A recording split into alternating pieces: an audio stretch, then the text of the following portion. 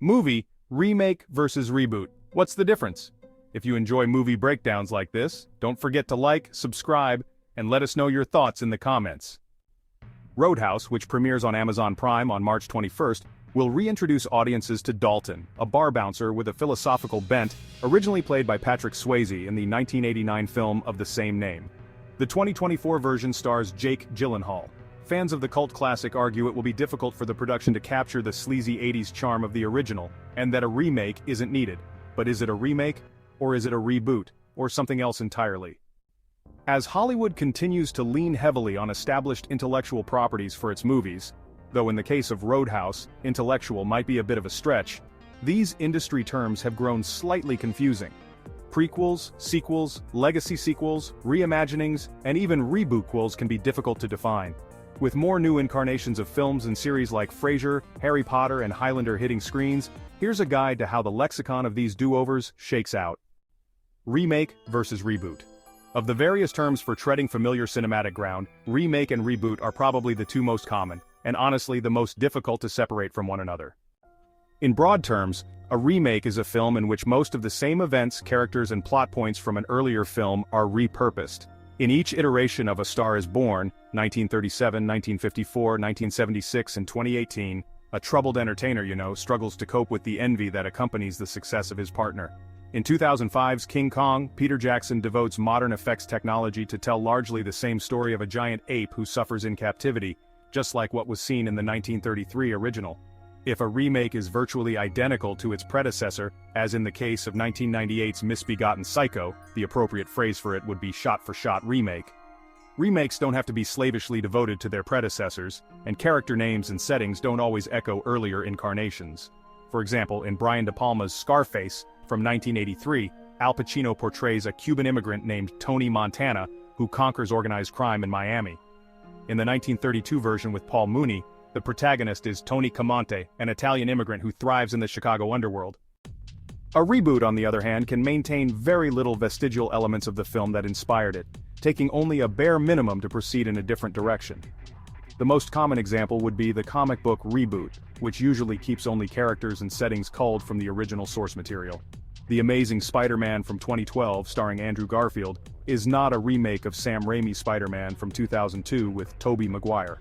It's rebooting the Spider-Man universe, which was reinvented again with Tom Holland's turn in 2017's Spider-Man Homecoming. Reboots carry brand recognition, which is why studios rely so heavily on them. At the time, the Garfield Spider-Man films were viewed as box office disappointments, but Sony executives correctly believed Spider-Man himself remained popular. The strategy can also make economic sense. The Amazing Spider-Man was less costly to produce than a theoretical Spider-Man 4, which would have carried the ballooning production costs needed to retain the talent from the original Raimi trilogy. A remake refers to a new incarnation of a film that retains several of the original's plot points, characters, and setting.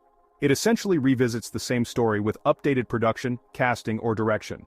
A notable example is King Kong from 2005, which reinterprets the classic tale with modern cinematic techniques. A reboot is a film that shares elements and sometimes continuity with a predecessor, but diverges in significant ways. Reboots often aim to refresh a franchise and lay the groundwork for multiple new installments. Creed from 2015 exemplifies this approach, building on the Rocky legacy while introducing a new protagonist and storyline. So a sequel is basically a direct follow-up to a previous film, typically continuing the narrative with the same actors and situations. It picks up right where the original left off, expanding the story even further. The Empire Strikes Back from 1980 is a classic sequel that really deepens the Star Wars saga. Now, a legacy sequel is a little different. It's a belated continuation that respects the original continuity while introducing new characters and themes. It kind of bridges generations of fans by honoring the past and updating the narrative. Top Gun Maverick from 2022 is a prime example, revisiting familiar faces while also spotlighting a new cast. A reimagining is often used interchangeably with the word remake, but it can also imply a more radical departure from the original. In these cases, only the core plot, or maybe just the theme, actually remains intact.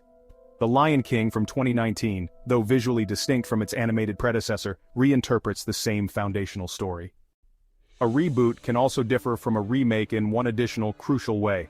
Reboot implies that a franchise is being reworked and updated in the hopes of churning out additional installments. For example, 20th Century Fox rebooted the Planet of the Apes franchise with 2011's Rise of the Planet of the Apes, which led to sequels. And hey, a fourth entry is due this year.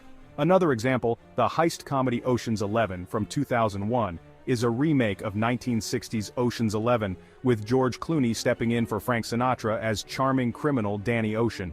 It led to the sequels Ocean's 12 in 2004 and Ocean's 13 in 2007, and it also had a reboot in Ocean's 8 from 2018, which featured a predominantly new cast that existed in the same continuity as the remake trilogy.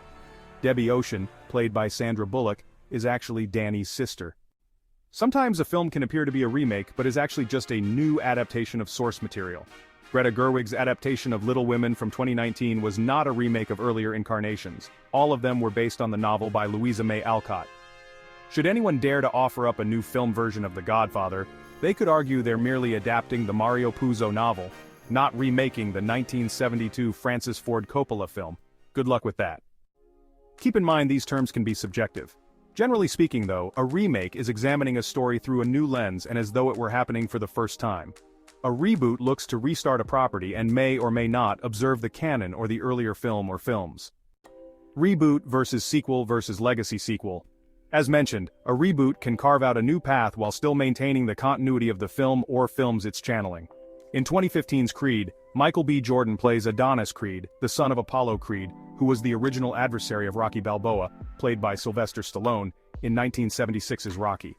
Balboa appears in Creed, and direct reference is made to events in the Stallone series, but Balboa is a supporting character and Adonis is the face of the franchise going forward, which is why the reboot label applies.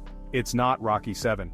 By 2023's Creed 3, Balboa is gone entirely, which could represent a fully realized reboot. Sequels are clear continuations of a franchise with the same characters and the same narrative. Anything with a number after the title is likely a sequel. Sometimes films can appear to be remakes or reboots but wind up being labeled stealth sequels or prequels instead, as viewers of the 2011 incarnation of the seeming remake of The Thing can tell you. In the interest of avoiding spoilers, we won't. Sometimes these are called requels. It gets trickier to classify movies that acknowledge existing continuity but don't attach themselves to the point where the term sequel is warranted. The Bourne Legacy, released in 2012, attempted to craft a new espionage franchise for fans of Matt Damon's Jason Bourne films, but with Jeremy Renner as the new lead. Damon didn't appear but Bourne did in photographs and via dialogue. As such, it's more, an attempted reboot than a sequel. Sequel or reboot could apply to Blade Runner 2049, which relegates Harrison Ford's Rick Deckard to supporting status but maintains the dystopian world seen in the 1982 original. Top Gun Maverick is a sequel to 1986's Top Gun, though some dubbed it a reboot, owing to its new cast of hotshot pilots and the 36 years that passed between the films. Movies that blur these lines have also been dubbed soft reboots, legacy sequels, or, more obnoxiously, reboot quells. Other times the term reboot or even sequel may be minimized because filmmakers don't like the negative connotation it can bring. Both Tom Hardy and George Miller preferred that their 2015 film Mad Max Fury Road be called a revisit of the Mad Max franchise. Remakes versus reimaginings. These offer another pernicious bit of confusion and honestly are often transposed. Some believe reimagining is just a term for a remake that makes one major alteration to the original, like taking an animated film and turning it into live action. See for example the various Disney efforts to turn their cartoon catalog characters into real actors. Which brings us back to Roadhouse. Jake Gyllenhaal plays Dalton, but the action has been transferred from a dusty saloon in Missouri to a humid watering hole in the Florida Keys. Dalton is an ex-UFC fighter, an occupation that didn't even exist at the time of the 1989 original. So, is it a remake or reboot? Amazon describes it as a reimagining, which honestly makes sense. The films appear to have similar structures but may not have enough in common to warrant the remake label. And since Roadhouse wasn't really a franchise, most choose to ignore the Swayze-deficient 2006 straight-to-DVD sequel. Reboot isn't quite a fit either. If audiences learn that Dalton is a surname and Gyllenhaal's character is related to Swayze's, however, it could be a soft reboot or legacy sequel. These terms may matter more to studio executives. Audiences, after all, only care for one label, whether or not it's entertaining.